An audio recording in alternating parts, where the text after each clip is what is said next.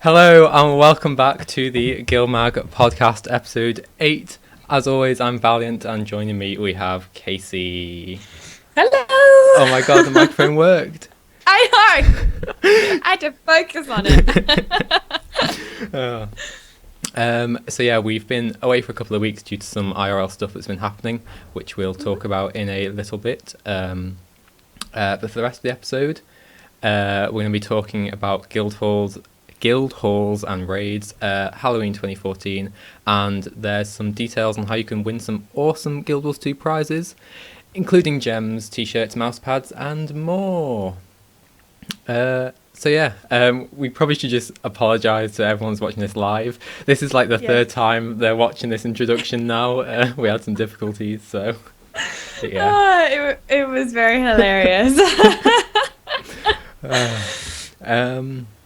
So yeah, remember, for those of you who aren't watching this live, you can catch us every Thursday at 10 a.m-ish GMT on twitch.tv/GuildMag, where you can share your views with us and chat as we go along. Now then, this point in the show, normally we do the week's news, but it's been a bit slow at the moment, so we thought we'd just take a step back, tell you about what Casey and I have been up to while we've been off, and then we'll go ahead with the episode. So do you want to kick things off? Let's start with you because you're the birthday boy. Someone on this show is no longer a teenager. Oh no! So happy birthday! Yay! Thank you. So yeah, I turned 20 last week on the 10th of the 10th. Nobody in the Guild Wars 2 community got me a present, which I'm quite disappointed about. I do accept belated gifts, however. Is this the point where you say something you like and you receive a box of it in your backstage room? If we're talking about in-game stuff, I mean, I'll accept gems, legendaries, accounts even. You set the bar a bit high with legendaries. So yeah, and then the week before that, as you probably notice if you've watched the show before, well, you might not notice really, but I'm no longer in where I used to be. I've moved out to university now, which is why we were off for the first couple of weeks, because I was unable to do the show. And those are the two big things that have been going on in my life. Oh, and of course, for those of you who keep up with the rest of things that have happened at GuildMag, Mark/Olanach, I've never been able to pronounce that, did step down as admin, so I'm sole admin of GuildMag now as well, so we've been dealing with that. And it's all just been up in the air. So now that he's the sole admin, how when the US presidents become presidents, they gain 10 years in one term. You're going to just become this old man. Don't revive me. I actually hate being 20. I'm no longer a teenager. It's just... Seriously, guys, you have no idea. He's just been giving me this talk I'm so old. I'm shut up. I'm a few years older than you. More than a few, actually. So yeah, well, have you been up to anything exciting? No. So much. Not as exciting as you. It hasn't been my birthday and I haven't moved or anything like that. But yes, no, I've been I crafted my kudzu. Ooh, I was so happy. Yay.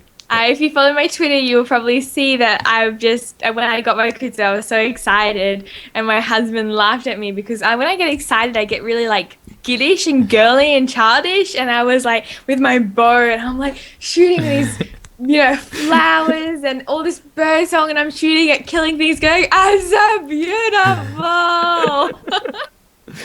I love that I leave flowers everywhere. So yes, I got my kudzu, that's the in-game stuff, and outside of the game, I'm actually going away tomorrow to do a marathon. No, I'm not doing a marathon. God no, I hate exercise. My husband and his family is doing the marathon, and in Australia we've got Perth, we've got this coastal island called Rottnest. Everyone goes for holidays, so I'm super excited about that. Yay. But yes, if I'm a bit fuzzy to this day, I can't really get my head around stuff with this episode, it is because I am buggered from preparation for that. But thank you for all the congratulations in chats for my kudzu. I really appreciate that, guys. I was so happy with my kudzu. Yes, but yeah, no, that's all that's been going on for me. Not very much in game because nothing's been really happening in game.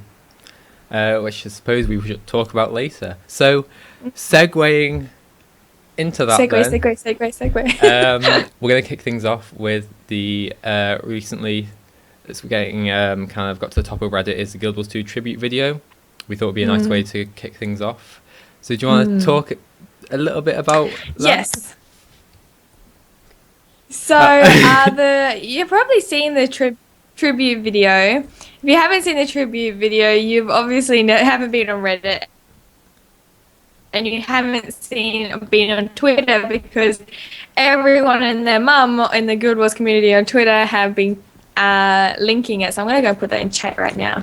There's a link. But it's kind of like, it's not, I guess it's under parody, but it's instead of I'm Wide Awake by Katy Perry, it's the song is It Was Worth the Wait. Yeah. And it's like a Facebook timeline of since the release or before the release and just talking about how good the game is. And I think it was such a sweet sentiment, like just lots of love, which is really nice. It's a lot better than the hate.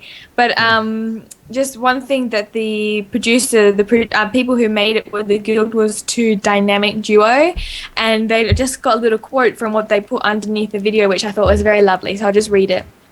While watching the video, we want you to try to remember exactly what it felt when you first logged in, when you did your first event, when you did your first dungeon story quest, the feeling of awe at the great attention to detail the developers must have used when you watched your first vista. Remember the beauty of the surroundings, the landscape, the environment, the epic storyline and the dynamic nature. This is what we tried to capture when making this video. And it's sweet, isn't it? Yeah. And it really reminded me that feeling of the beta weekends and the feeling like I used to just lay on my bed watching handheld camera videos that were terrible quality, just trying to get a glimmer of something new. And I loved that feeling, that little it's like a first love. This is my first love, in the sense of like serious MMO playing. So I think that was just a lovely video. Yeah, it reminded me of when you actually said in the notes beta and stuff, it reminded me of the very first beta when it kicked off. It kicked off, I think it was like evening time Europe, and the whole that day, I think it started on a Friday, the whole that day I was in college with mates and we were just like, come on, waiting to get the beta weekends, and it was just great. And actually, while I was watching it as well, as the video goes through all different releases, I actually thought about every podcast episode we've done where we were talking about those releases, and I was just like, oh yeah, it was just, it was so nice to be reminded of everything that we did, where we came from. Yeah. I'll just quickly say now, do you guys in the chat, do you guys remember that feeling when you first logged in and like that awe? I don't know if you guys did the beta, but I'll just ask you that. But in Australia, the beta started at 3 a.m. in the morning. And I'm not a morning person. When I sleep heavy and I don't recover. Like I often feel sick when I wake up in the middle of the night and get up. And so this was like a big thing for me. I woke up at 3 a.m. I set my alarm for 3 a.m. and I stumbled out of bed and I sat in front of my computer and I waited at that login screen, the old login screen, dragon and a little login screen. I sat there and I was at that feeling. I loved it so much. You know what? I loved that login screen so much. For about a month, I had it as like a video wallpaper on my desktop. Really? Playing over and over again. So like when I couldn't like log into the game or anything, I'd just sit there on my desktop like Yeah, that was the thing. Is like I played it so much. When the beta, because you only got those 3 days, and I played every second of it. It's hard to explain how much it consumed me at the time. Yeah. But we've got some good chat comments. We've got a Dune Oakenshield says, during the beta, I couldn't log in for hours. Yeah, I know that feeling. Yeah. And Priest Tully says, I do remember waking up at an ungodly hour for the Head Start launch, which is probably very something very similar for all the people watching in this time zone of waking up at ungodly hours. And then that shaman. The thing I remembered when I first logged in, just when the servers went live, is lag, crippling lag. Yeah. Yeah. Yeah, I did. Yep. Was it straight away they crashed, or was it after a couple of hours? I can't. I remember When it first released, yeah. I remember at some point I went to log in, and I couldn't, and Twitter was just exploding. Everyone was like, "Oh my god!" And I was just like, "No." I remember trying to play with my husband and having terrible luck getting into an instance together. Like we went to what's it called, Queensdale. They're like, Queensdale's busy right now, and I'm like, oh, okay then. So I went to Holbrook and tried to get into Holbrook, and like you go to the portal, and the portal's like, nope, too full, wait for another time, you know. Yeah. And one in that video, it also reminded me that we didn't have guesting back there, so like getting to another person's overflow was hard. You couldn't do that, like connecting overflows and stuff was really hard. Oh, and that shaman just reminded me that the trading post was down forever. Oh yeah. And that's something I forgot, that the trading post is down. I remember having a fight with my husband because my husband's like, I was just being selfish. He was totally in the right, but he was like, "Can I use some of your materials?" I'm like, "No, they're my materials. Stay back from my materials," because we were trying to do crafting with no trade posts. I remember. I remember I used to, because I thought like it would be like most other MMOs where I'd never do crafting, I'd never get into it, I'd never have a use for it. So I just sold all my materials to my friend, like straight. So he'd have all the materials but no gold, and I'd have all the gold but no materials, like during the first few weeks. It was great. It was great because back then it'd be like copper ore would go for silver to him. So now it's like, good luck getting that. Yeah. We've got Guild Wars 2 Lexi says, I wasn't around for the beta, but I do remember my first Vista, the one at Sandy Cove Beach in Caledon. Oh. I was trying to think of where that was, and it's too early to think. Yeah, I think I kind of know where it is. The real Arjun, yep, says, I didn't get to play the beta, but I was so excited for the launch. I remember being blown away by the tutorial event and the first map. Yeah. And I'll let you take Priest Tully's one. Okay, Priest Tully. Remember those beta final events, the Hunger Games one and the one where the Shatterer attacked the plains of Ashford? It was I was there for the Hunger Games one, but I actually wasn't there for the Shatterer one, which I was really upset about, because I think on that beta weekend I had an exam on the Monday, so I couldn't school. I couldn't stay up on like the Sunday night to take part in like the finale event, and I was really annoyed by it. Yeah. So yeah, I really enjoyed that one. Like you changed side. I survived a lot longer than I thought I would, and I really enjoyed that one so much. Oh, it was so cool, that war. And the Hunger Games one is very cool. Now you can do that in South Sun Survival, but at that time... so good at that. Just putting that out there. The way you say it, I don't believe you. I think you're terrible at it. No, I genuinely am pretty good. Like, when it comes to having to go against other players, against most things, I'm pretty trash. But for that, in that one particular area, I seem to do pretty well most of the time. Yeah. So anyway, moving on. Moving right along. Should we talk about I think that's a good... some gem store and speculation-y stuff? Yes. So we do this in the news, but because it's been so long and so many stuff, I'll just talk about the gem store stuff here. So things that came out in the gem store was really interesting, I thought, was they're completing their gathering sets. So before we had the fused Morton pick, now they're completing it with the fused sickle and the fused axe.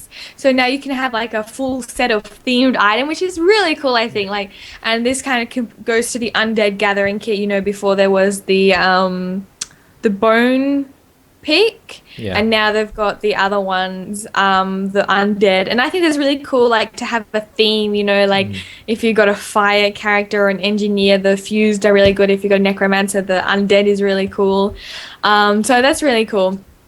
One thing that we were going to talk about last time was the Timies die kit, and I remember you putting in a comment, which I deleted, sorry, put in a comment that you absolutely hated the chance of getting a die in these die kits. Yeah. I mean, you basically, yeah, like, you just, basically, yeah. You just hated the RNG chance Yeah, of getting a good die compared to getting one that you've already got. Yeah, it's just, I mean, there's not really much more you can say about that. I feel like if you're paying for die kits, you should just kind of be able to get a one you want kind of thing. Yeah, I agree, because sometimes they'll give you a die kit and the die is worth like a silver, and you've just paid 125 gems for a 1 silver item that you already own. That's weird, and that's I never buy the die kits. No, never. I've never. In fact, wait, how? Oh no, I can't say I never. I bought one of the Flame of Frost ones when they first came out, but that was only because I had none of them, so it was like guaranteed no matter what I'll get. Yeah, I won't get a duplicate or anything. Yeah, but then you had multiple characters. Now it's accounts, so that makes it even more redundant. Yeah. Yeah, and then Priest Tally says, yeah, sometimes ANET takes their RNG too far. So it's definitely consensus. Most people don't like the die kits. And then what else came out was, and this came out very recently. Oh, actually, I should quickly say the, oh, darn it, I forgot the names. Do you know the windy weapons? The windy weapon? Oh, let me Dolphy to the rescue. Are they new? Yeah, the new Black Lion, they've released a new Black Lion set of weapons, which are completely not Halloween themed, which surprised me. Obviously, they'll release the new ones that they're going to do at Halloween, but these ones are themed with the air attunement. Like, they look, you know, they've got wind blades and things like that. My internet is being so slow at the moment. I'll search it for you, dear. Tempest, thank you, that Sherman. Tempest. I haven't seen them yet. I'm so bad. I'm looking now. I'll know. But yeah, they're the new Black Lion weapons. They're 1 ticket each at the moment, and they're just like blue, very light blue, wind themed ones, which is very nice. I really like them. They kind of came out of nowhere, not what I was expecting. But nice. They seem to be doing that a lot with weapon skins at the moment, though. They seem to just. It almost feels like they just have an idea. Something's just going on outside. It almost feels like they just have an idea and then just push them out and release them whenever without... I wonder if the skin makers are bored and they're just like, there's a team there that make all the skins and everything like that, and they're just like, some concept guy makes up a new skin set and they're just like, you know what, you need to do something to get paid, so I'll make up it and then I'll push it out, that's a different set. But yeah, that came out, and there was also what came out with Halloween was the the Railments of the Lich, which were a skin that was originally in Guild Wars 1, and now they've brought it to Guild Wars 2, which is kind of like undeady, lichy sort of goats, hooves for feet, sort of demon thing. I'm trying to. Oh yeah. I know. Yep. So they came out, which is good. I have no problem with them bringing stuff from Guild Wars 1 into Guild Wars 2. That doesn't bother me at all. No, yeah. I mean, they did the chaos weapons, and personally, I think they did them relatively well. I think it was kind of split 50-50 on whether or not you liked them or not, but I like them.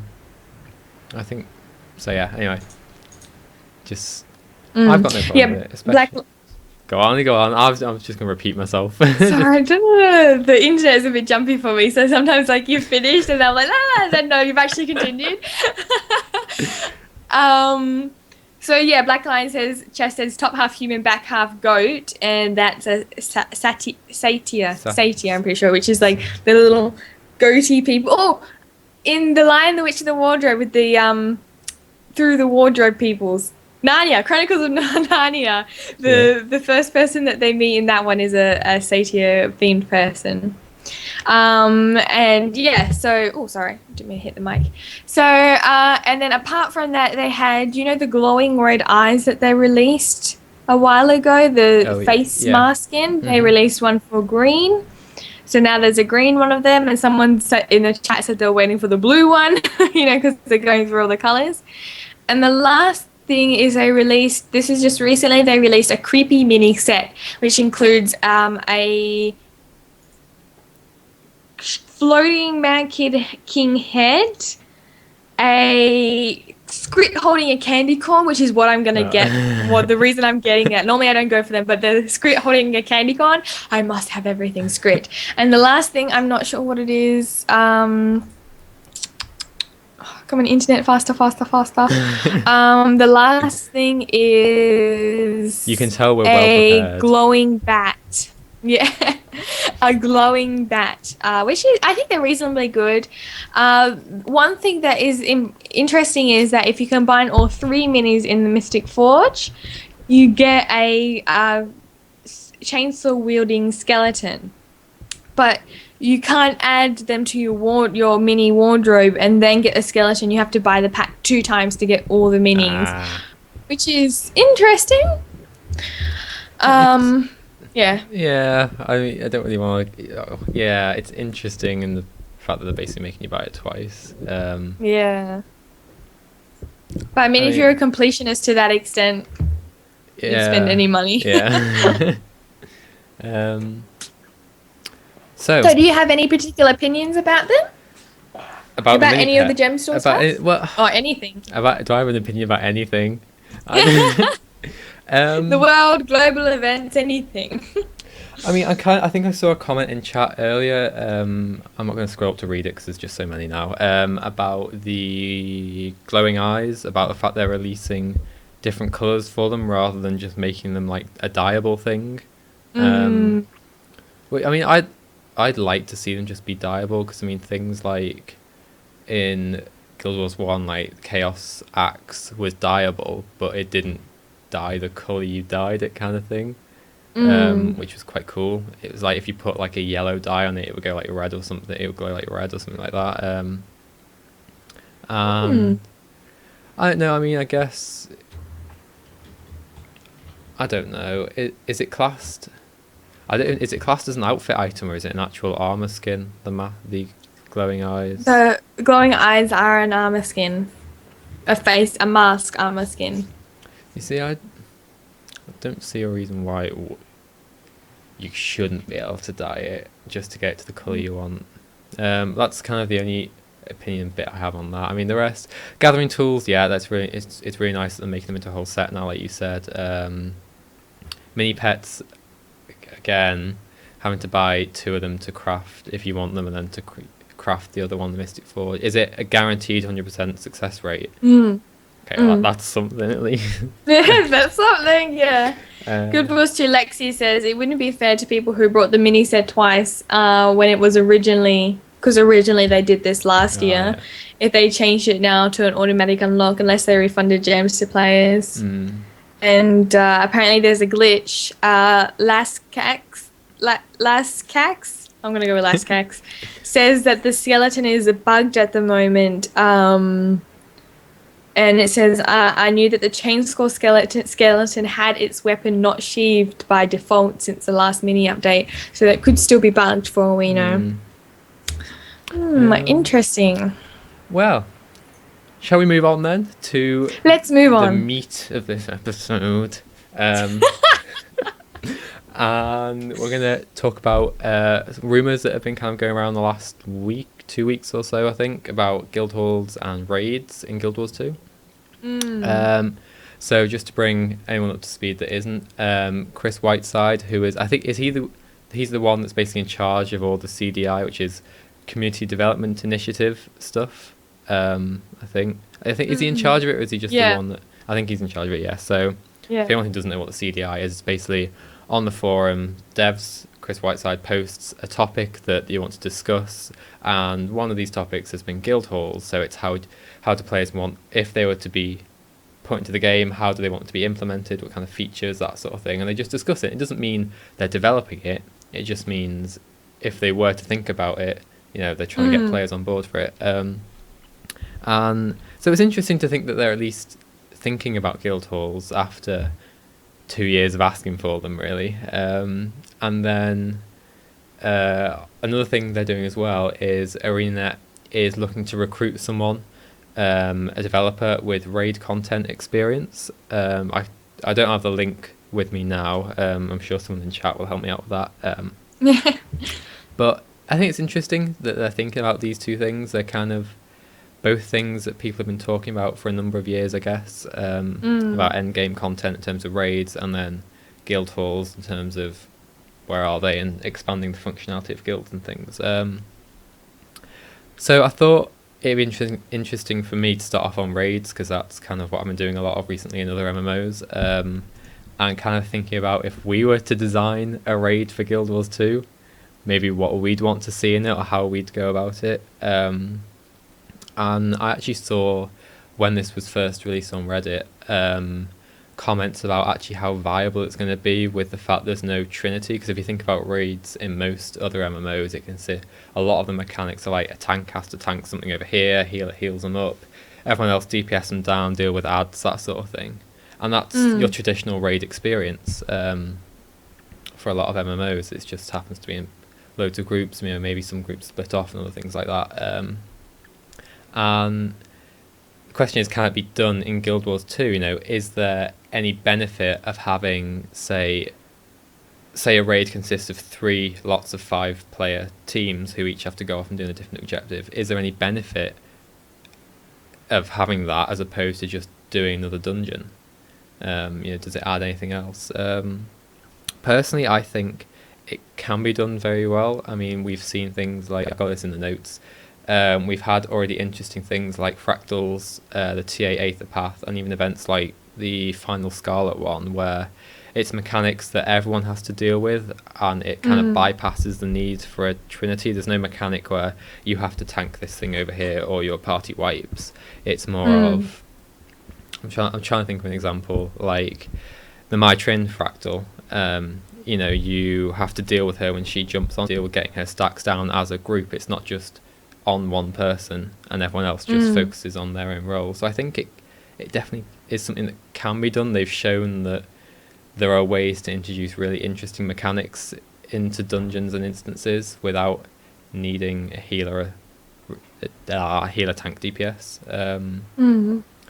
So I think if they were to do raids, it would be really interesting.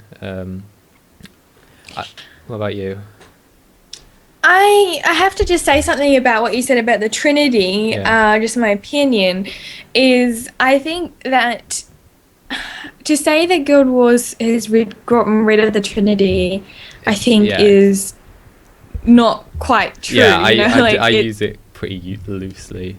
Yeah, like it's halfway to losing the Trinity, but it didn't make it there, So instead of healers, and for example, one example I have is there's still tanks in but not in a conventional sense. When I go into dungeon with my glass Ellie, if something starts hitting me on a regular basis, it is code red. I only take 2 shots. If I take 1 shot, I'm out of there. I misform or something, and if I misform, that means I can't DPS anymore. So ideally, the tank would be someone who can take the hit way better, or he would be hitting someone who can take the hits a lot better than I can.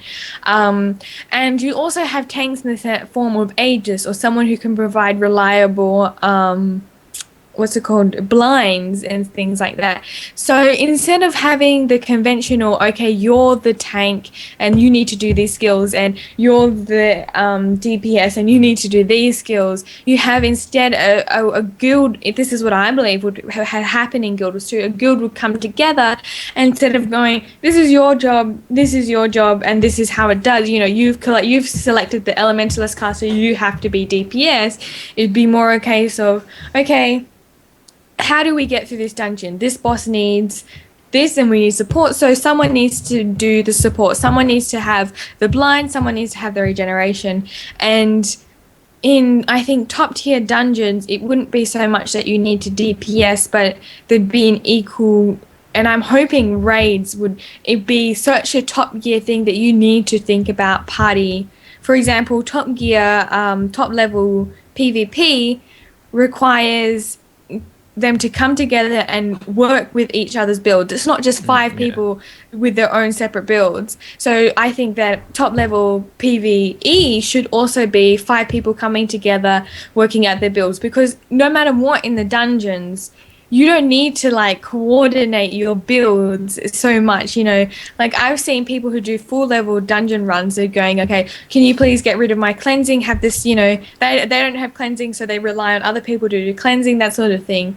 And I think that a raid would require the Trinity, but an augmented Trinity, something a little bit different to what people are used to.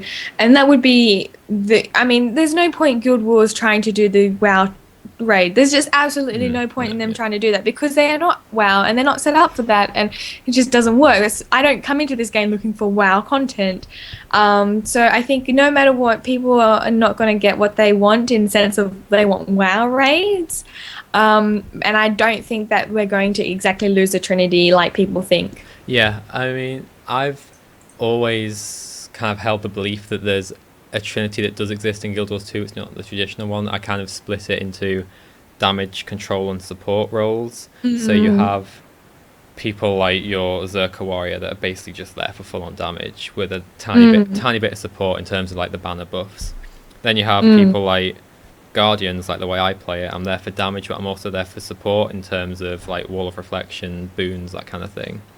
And then you have, you know, other people for control, like elementalists, engineers, in terms of like keeping multiple enemies at bay kind of thing. So that's kind of how I've always split it into it. And I feel like in traditional Trinity, your DPS roles are a scientific role in terms of it's literally about just putting out the numbers, and then tanks kind of the same, and then healers is kind of your artistic kind of role, in that you don't have a set rotation, you just react to things. And I feel like in Guild Wars 2 all professions lean towards that, in that there is no scientific just put out DPS role. You're all kind of reactive and being creative and that sort of thing. And I think that's a really good way to go about it. And like you said, it's not like designing raids like WoW, or like I've been playing Final Fantasy 14 just with 24-man raids. It just wouldn't work in Guild Wars 2. And there's a comment I want to bring out from chat actually.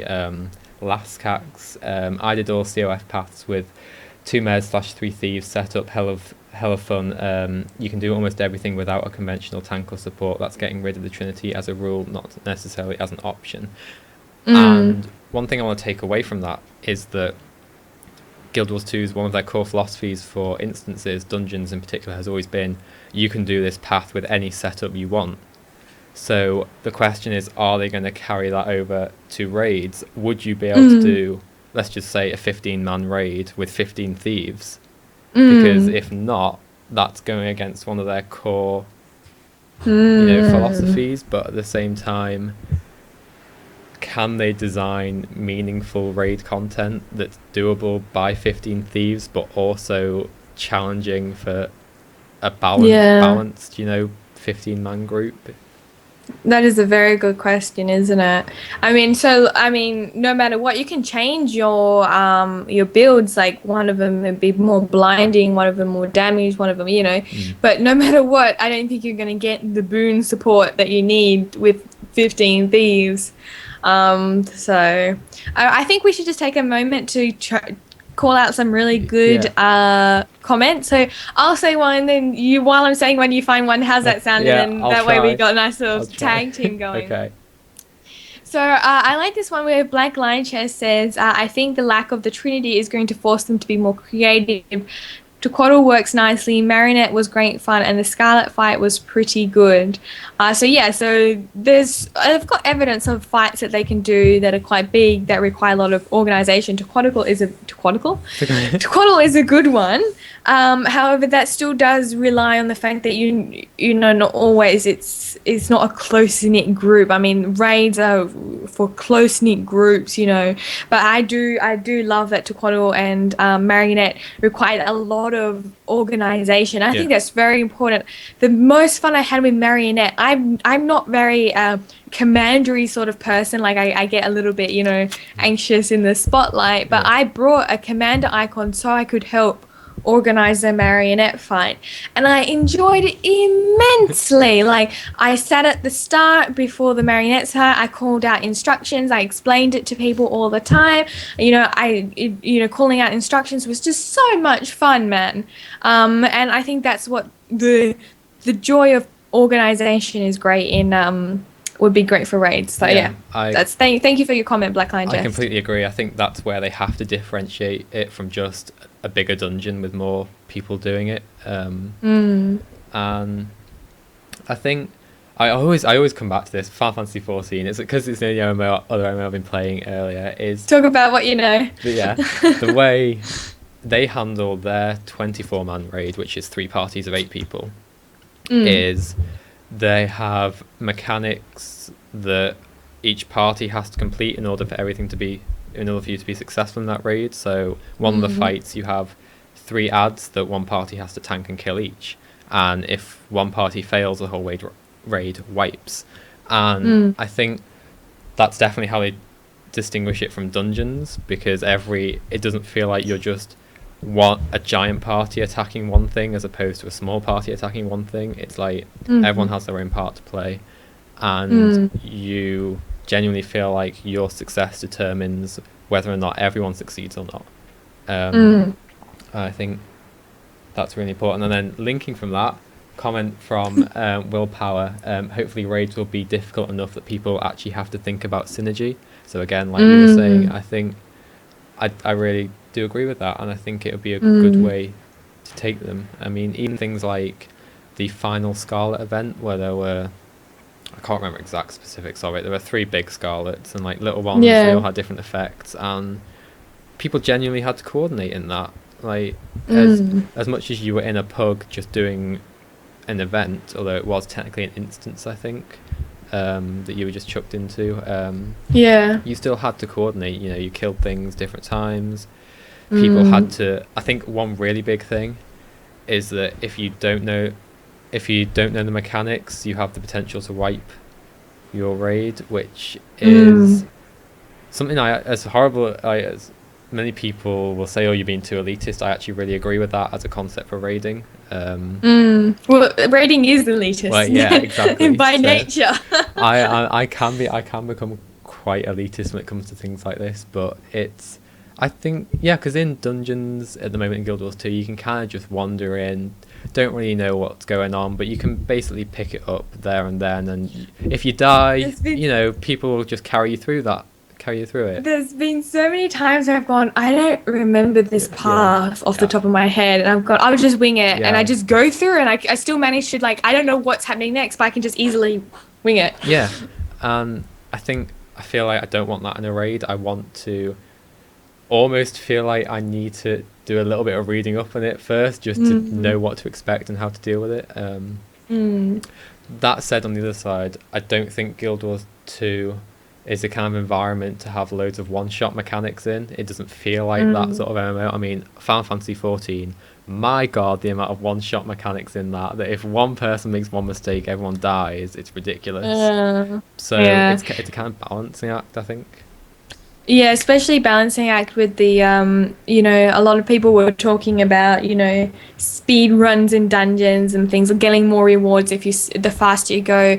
And ArenaNet, and one thing I love about the community of Guild Wars 2 is the anti-griefing. Like, everything is designed so that you can't be griefed. And if you go in a dungeon and someone messes up and it ruins the rewards for you and you can't possibly continue on, like, or you lose rewards because one person messed up, that goes against the whole feeling of the whole game, you know, that everything they've done is so that can be friends with people, you know, you know, kill stealing, you know, that sort of thing. So I think it's very hard for Arena to balance those sort of things. And with what you said, with what Willpower said, Black Lion Chest also made another comment about he thinks that raid should require blast, you know, the good knowledge of blast finishes and how classes work together well, you know, that sort of thing. Because we have a lot of casual, and I agree with him, we have a lot of casual content in the game already. Now we need the top tier raids. That's what people want, and that requires knowing what blast finishes are and knowing how to fully utilize your class. I completely agree. Another comment I want to pluck out from Hellraven Oku. I'm sorry, I destroy names on this, as we know. We both do. Wild Star style raids could work in Guild Wars 2, since Guild Wars 2 has been pushing telegraphs strongly the past year too. High movement and dangerous telegraphs and puzzling encounters are recipes for a successful raid, and that's true. They have been. I think they completely overhauled the telegraph design from just like a little red ring to like a full-on red and orange circle in your face. I love that so much. Yeah, so do I. And yeah, I completely agree. They definitely make it interesting. High movement fights, especially. There's nothing worse than just standing there stacking in a dungeon and just, you know, doing your weapon skill combo. I mean, it's great for when you're speed running, but when you actually look back and think, am I actually having fun doing this, or am I just doing it? It's yeah, it can get a bit boring. I think with the, you know, lots of high movement fights, it keeps you on your toes, it keeps things interesting, and it's just more fun. I do. Yeah, a lot of people go, oh, the stacking and killing is not fun. There has been times where I've had fun stacking and killing, but that's because it's been down to the one. Like, you're stacked, and at any moment he get you. For example, the cola fight. When you stack, and if you have a lower DPS and you can't kill him before he twirls, that like it adds this tension to like, can we get this done before it finishes? And then when you see him pull back, you see the telegraph to pull back, and then you're like, oh, I'm getting out of here. Yeah. You know, that sort of thing. I think that can add, like, if there's tension, stacking isn't the problem. When stacking is the problem when there's no tension. Like, 100% I'm going to survive this fight. 100% even if I stand here and do nothing, I'm going to survive this fight. You know, that's when it's not fun and boring. But I have to also say that I do want a clarification between the everyday dungeon, something that you do just to get stuff and go through the dungeon, like AC, you know, those sort of paths where you just do them every day and to get stuff and it's fun, you decide your funness in it, or severe raid content. You know, I think each one of them, both of them have their place. Yeah, I completely agree. We've got such a great chat going on so at many, the moment. I honestly can't keep up. I know, they're talking, like, they're having their own discussions, and I see like people going, I respectfully disagree. I'm like, I love you guys so much. One thing I do, and latest one from Gunnar Peterson, there needs to be more varied encounters where different classes can fill different roles. That's an interesting point, actually. If they were to design raids, they have an opportunity to try and further kill off the Berserker meta. I mean, I think we've talked about this before. I honestly have no idea how they can do that, aside from just requiring you to have a certain amount of health in order to survive. But I don't think that they can destroy the Berserker meta, I think honestly. We've talked about this again and again. I think even going back to like our first and second episodes ever of podcast, is when you destroy the Holy Trinity, naturally all that's left is kill stuff as fast as you can to mitigate damage, because that's how you mitigate the most damage, is when something's dead, it deals no damage. So that was always going to turn into how much DPS you can output. But I think we need to move on because we're running out of time. I know. I'm sorry. Okay, so don't be sorry. We'll leave that there for now then. I think it's an interesting thought to end on, though, is how different classes could potentially fulfill different roles in raids, and I'm sure if they were to do them, it's something they think about. But remember, while we've been talking about this, nothing is concrete yet. They've only just said they're looking for someone with raid experience. Speculation, This is like as much as you can get right now. Yeah, thanks for all your opinions in chat, guys. So yeah, really interesting to read through. Sorry if we didn't read yours out. There were so many. We are tight on time, but we do go back and read them after the show, and well, at least I do anyway, and talk to you guys. So yeah. Want to quickly mention the guild halls? Guild. You see, I don't actually have that much to say about guild halls. Honestly, people might hate me for this, but I'm not that bothered about them. Like, I'm kind of the opinion. By the witch.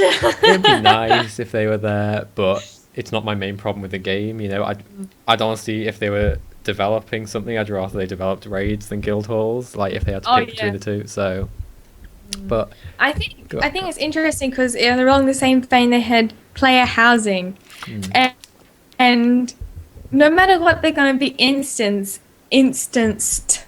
and I really don't know how far you can take that. Guild halls are really cool for events and stuff like that when you don't want to be grieved, but I'm with you. Actually, I'm honestly with you. It's like I much prefer raids over guild halls, and I know people want guild halls because they do a lot of guild orientated things. But we have someone in chat that says called Sign Chrono. Oh my god, I'm so sorry. Sign Crony says I really want player and want housing like FF 14? Final Fantasy 14, yeah. But more 14, Jesus. More accessible. Yeah. Do you know about that player housing? Yeah, so basically, in Final Fantasy 14, there's 3 main cities, and both guilds and individuals can own houses in them. You have like instance areas where it's just, or if you ever played like Aeon, it's like that basically with all the houses in like one area, and you have 3 different sizes of houses depending on how rich you are, what you can afford, and then there's just loads of furniture and stuff that you can actually get through doing some of their instant stuff. Like they have big boss battles, like where it's literally just you and your party versus a boss, and they have chances to drop rare furniture and stuff to go in your house, and that's like to fit the boss for a couch. I love it. It's basically stuff like that. And then guild housing is you have a guild house that's shared, and then players can also rent rooms within those houses as well. And it's a nice way to bring everyone together, and I think it has, like, I've never been a fan of player housing if it doesn't have any meaning to it, because I'm just not the kind of person that's bothered about having a house in an MMO. But the way Final Fantasy do it, it's kind of nice with you can get stuff from doing bosses that you can put in your house, and that's the way you can populate it. But yeah, I like it because it's really, that honestly feels like the theme of ArenaNet's end game, which is meaningless customization, which is like having a house, getting new skins for your cat, that sort of thing really feels in the line of the this sort of game. And the RPers would love it. They have a big RP community in Guild Wars, so I think that would really make them happy. Yeah. Oh, I love Priest Tully's comment. I just killed the triple-headed worm for this awesome toilet. Yeah, we got a nice dividing chat. Half people are like, yeah, we really want housing. Half of them are like, So shall we move on now? God, we spent so long on that. Okay, well, I know. We'll brush past the next thing you were meant to say, and we'll just go straight to Halloween speculation quickly, and then we'll wrap up. Yes. So, Halloween 2014, is it happening? We're really excited for it because do you want to just tell them then? Okay, no, first of all, I just have to say, I don't know what, but I know that Shaman on his Twitter, he's like, and you said it to me, you horrible person. They were like, there's been no announcements of Halloween, so I don't think there's going to be anything new. And I'm like, no, how could you be so cruel? So yeah, we saw on the page that says it's going to be Blood and Madness. So there's a divide in my soul, which is like, they're not going to continue this storyline, or they're going to continue the Bloody Crown storyline. I just I just can can yeah, I just quickly say, because I yeah. want to get them talking in the Twitch chat. We are going to have that Sherman said sorry. No, it was okay. That's Sherman. We are going to have a really big Halloween episode of GuildMag podcast, and we are super excited for it. Like super excited. Can you see the smile on Valiant's face? He's like excited. So we're gonna wear costumes, and we've got a couple ideas running around our head. And one of the ideas that we have that we've pretty much decided on is, asking you guys' involvement, asking for dares, or answer a question, or give us lore questions, and we have to, or something about the game.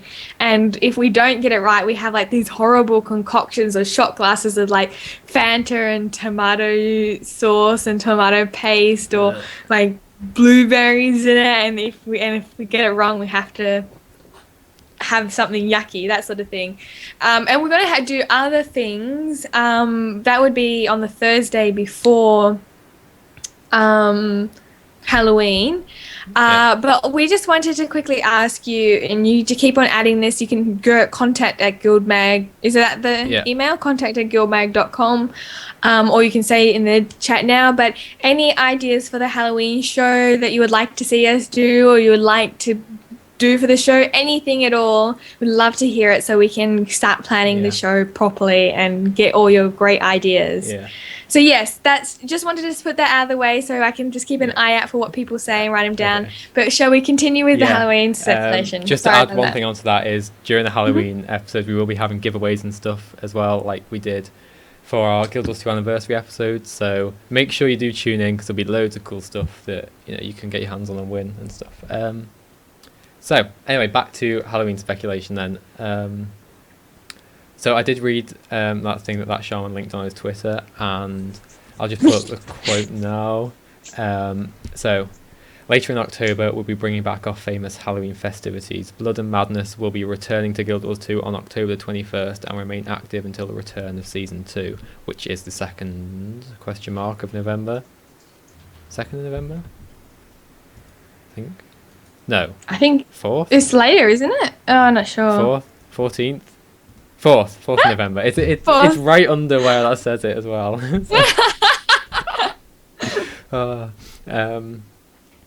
So yeah, to me it sounds like it's just a rehash of last year's, to be honest, with nothing new. I'm kind of disappointed in that. I mean, the content was great, but I don't, lore-wise, it's going to make absolutely no sense if we have the same conversations of, oh, who's returning? Oh no, it's the bloody prince. Oh, yeah. Because last year was the first time we've ever even heard of it. So if we have the exact same thing over again, we're going to have to go through not knowing who he is and pretending like we've never encountered him before and all that sort of thing. That is rather odd. And obviously for the Chinese server, it'll be fine. It'll make complete sense. But for everyone else, it's a bit. I mean, it is really odd, isn't it? Yeah. I honestly, they really seemed like they were going somewhere with this storyline, and then for them just to be like, nope, you knew Halloween was coming, guys. But they seem really invested in their living story, so maybe they decided to just give it up, we'll just give out so we can focus on this awesome living story. I mean, if the second half of season 2 is better than the first half was, I won't have as much of a problem with it. But I'd really need to see them deliver on second season and really ramp it up for them to just basically flick the switch on Halloween 2013 for this year again and just say, here you go, have this for a couple of weeks to keep you entertained. So I mean, they could do something new and exciting with it. They could just be trolling us a little bit, but it seems unlikely. I'm clinging on to the hope. I'm gonna keep the hope so alive in my heart. Seriously, I really want there to be something new. But I loved this the storyline, the lore, and everything last year. As charismatic, awful, horrible people go, I thought the prince was pretty cool. Yeah, I did. and you know, just all that. I loved how they were like kind of making him out to be like this sympathetic character, and then you find out that he killed his own nursemaid and things like that. He was a real bastard anyway. And both the year before as well, they had heaps of lore. So for them to just like lore bomb, lore bomb this year, it's kind of like. But we shall see. We shall see. I mean, I think at any rate it'll be nice to do all the events and like the fairground stuff and I can't remember what was in it. It was like Clock Tower, the maze, Reaper's Rumble, labyrinth thing, Reaper's Rumble, which was you were skeletons and you steal each other's pumpkins. Yeah. So I mean, all that stuff. I'm looking forward to it again. I probably won't be doing the story side of it if it's just the same. Yeah, well, there's no incentive because you got all the rewards last time. Yeah. So yeah, I mean that's really all we can say about Halloween for now. I did want to have more to talk about. I was hoping this week they'd announce something, but I was thinking like, when it's Wednesday morning for me when I get the lore update, get the patch updates. I was thinking they must release something, but they've stopped using that upcoming release page so much. Like before, they'd have whole pages on new things coming out with all this cool stuff, and then they stopped kind of doing it. So,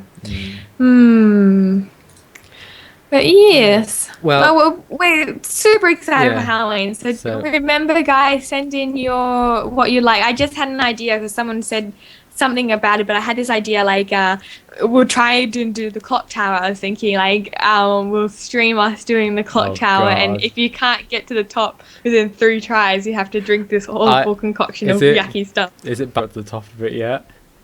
No, you can't say that. I can't. Oh, you're so gonna drink. To be fair, well, I don't. Everyone else will probably just shoot me down with this anyway. Every time I've attempted it, it's been on my huge chart, so it's kind of just got in the way of things, So, I mean, I just get a load of people. I played so. Go on. You're like, oh, sorry, guys. I love the clock tower so much. I love it. Oh, look, you're already getting such bad comments. Get out. Oh no, so the Nightbot deleted it.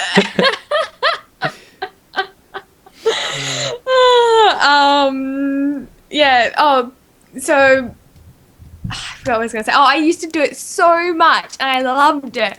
I love jumping puzzles and I love the clock tower, and I just have such great memories of the place. I used to do it so much reoccurring just for fun. Like I go, what do I want to do today? I'll just go and play the clock tower.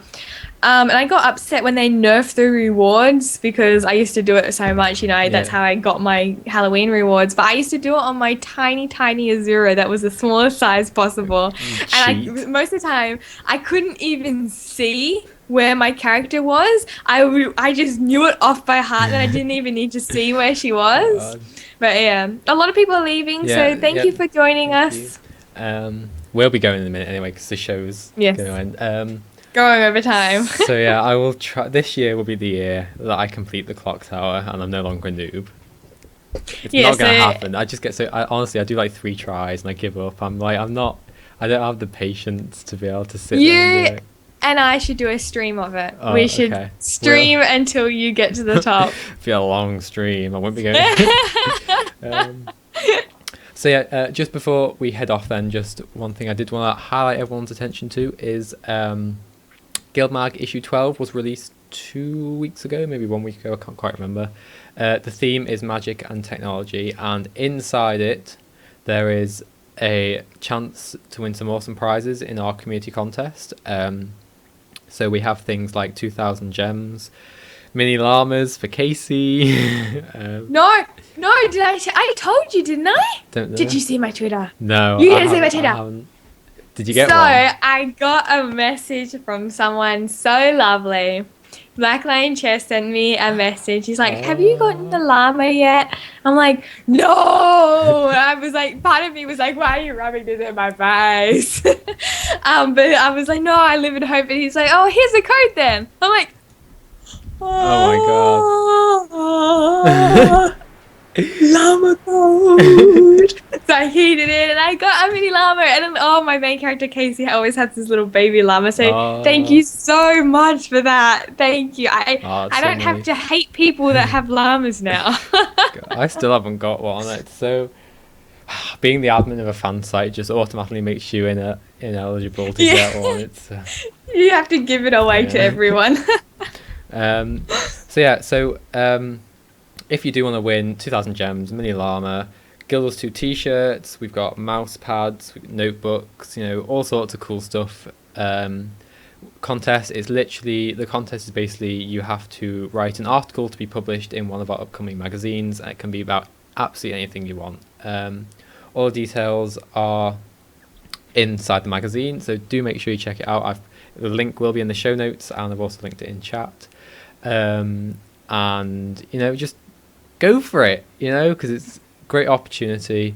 Magazines in a brand new PDF format, which looks great. We've It got looks really good. loads of amazing articles on the evolution of technology and magic interior. We've got fiction, the whole shebang. And it's just a great issue. So anyway, yeah, that's my 5 minutes of advertising done.